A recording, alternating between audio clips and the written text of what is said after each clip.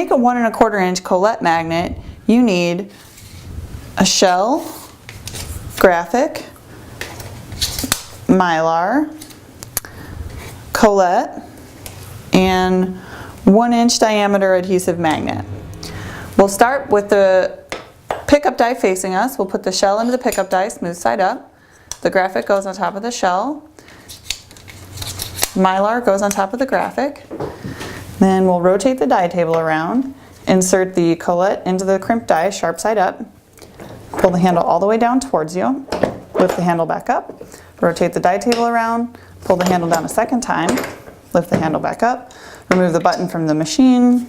Remove the paper backing from the magnet. And insert.